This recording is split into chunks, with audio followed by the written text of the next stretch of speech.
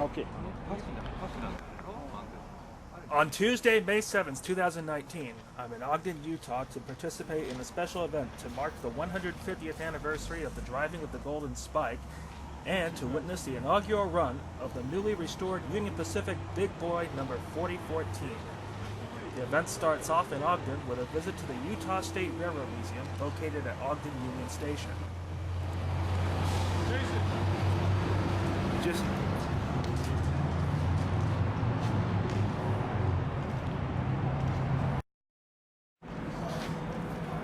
The Utah State Railroad Museum is home to a very large collection of some very unique pieces of railroad equipment, such as Union Pacific Centennial locomotive number 6916, which was the largest diesel-electric locomotive ever built in the world, as well as former Union Pacific FEF2 Class 484 Northern steam locomotive number 833. This is an older sibling to the famous FEF3 Class Northern number 844, which still continues to operate for the Union Pacific to this very day. Number 833 was built by the American Locomotive Company in 1939 at their premier factory in Schenectady, New York. This is sadly the only FEF2 Class 484 to be preserved as a display piece anywhere in the United States.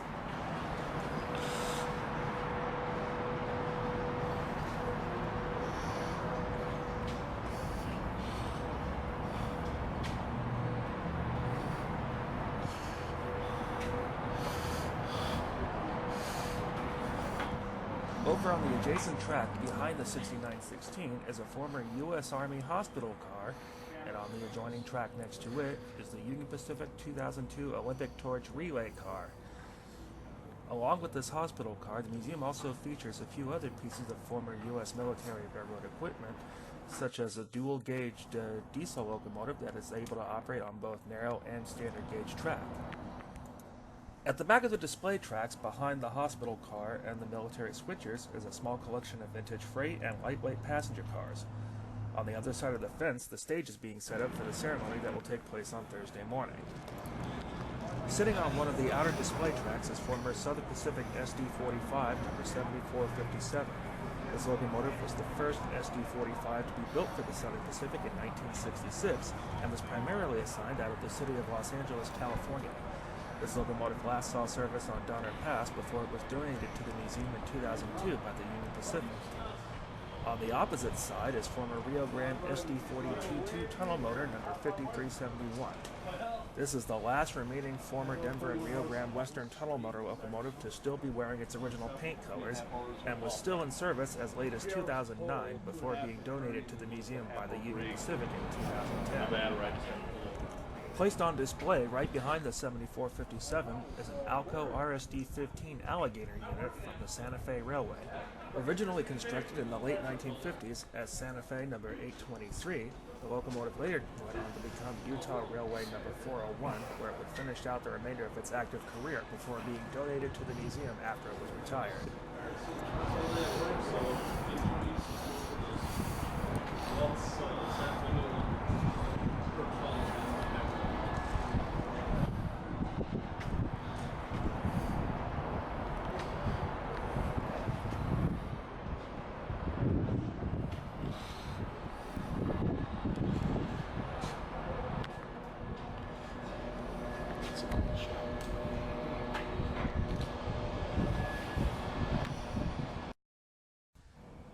Sitting on the track closest to the platform is former Union Pacific Gas Turbine Electric number 26, one of only two remaining.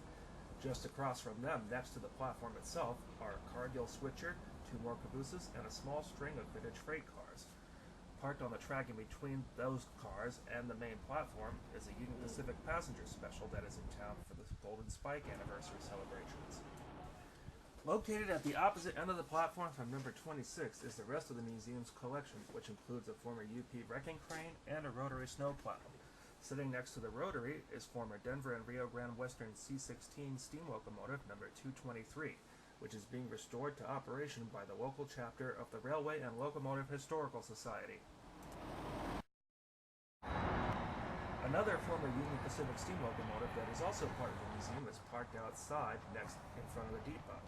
This is former UP number 4436, an 060 switcher that was built by the Baldwin Locomotive Works in 1918. Sitting behind it are two more cabooses, which are also part of the museum collection. One from the Union Pacific and one from the Rio Grande.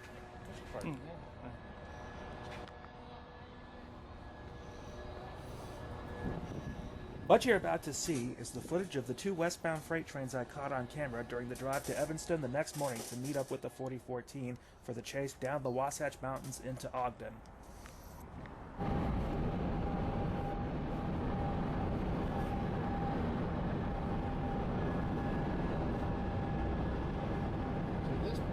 This route from here gets more traffic than I wouldn't say that, but it gets a decent amount.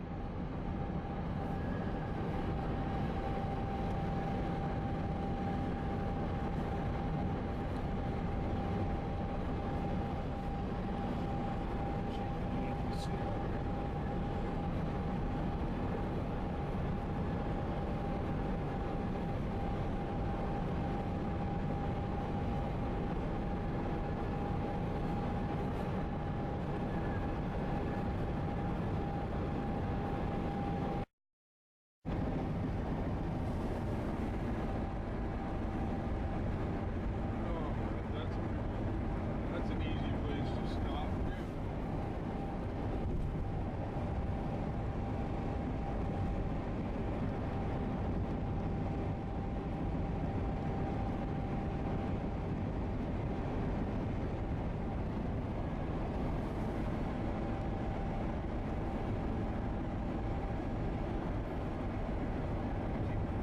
Other train. Catching up to you.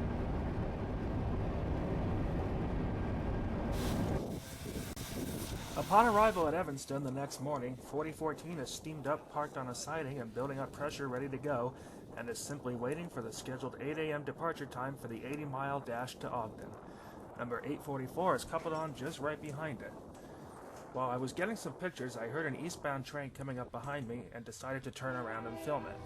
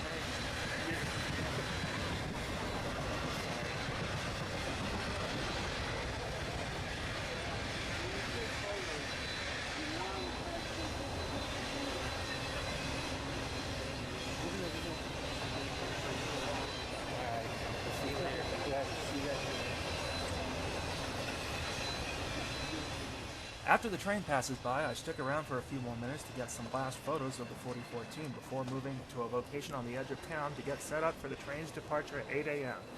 The rest of the footage you are about to see is footage from the chase back down the mountains into Ogden.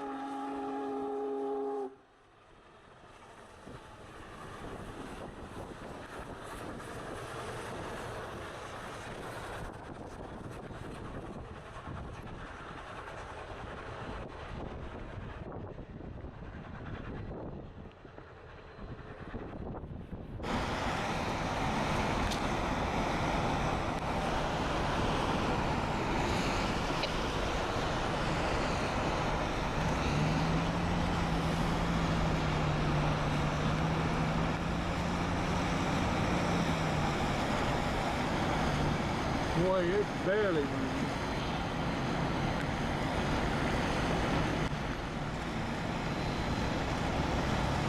Loosen up a little bit on the mark.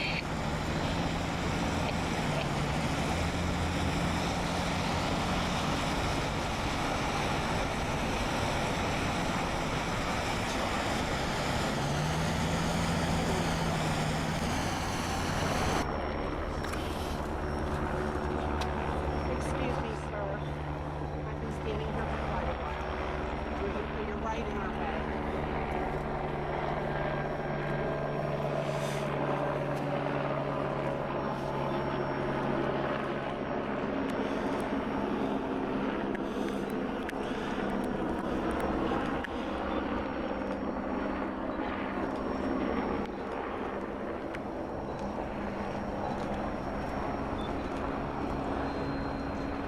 Give me a little bit, Mark. We had one too many left right left turns.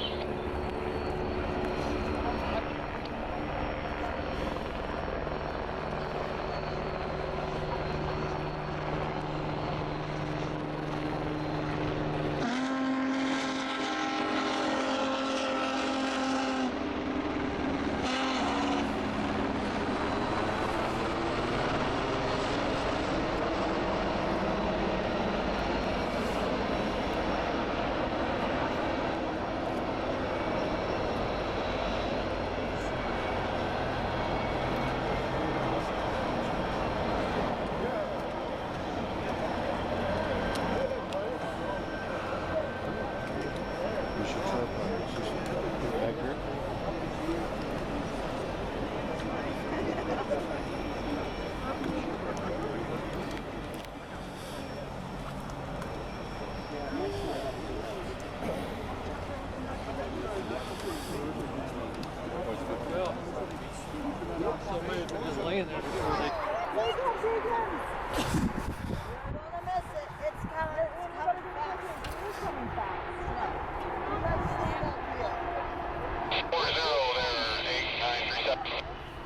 Wait, everyone look over here, please.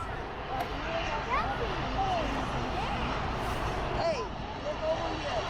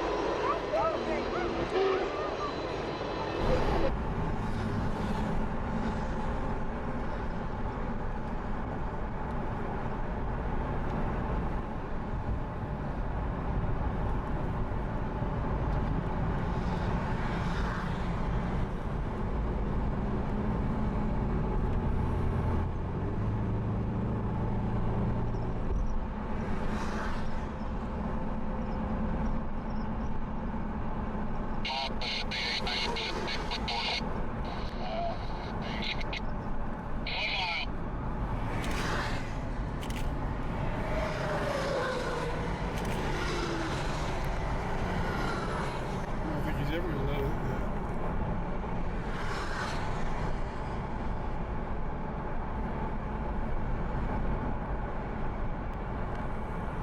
I don't understand is why people don't speed up. Well, I understand, but it's rude.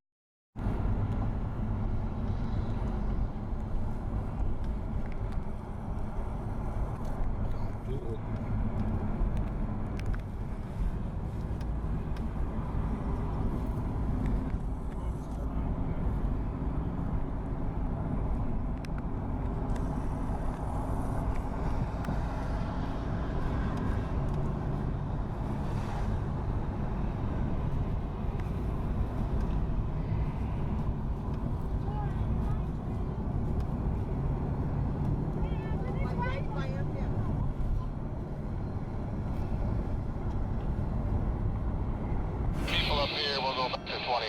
Pull back to 2.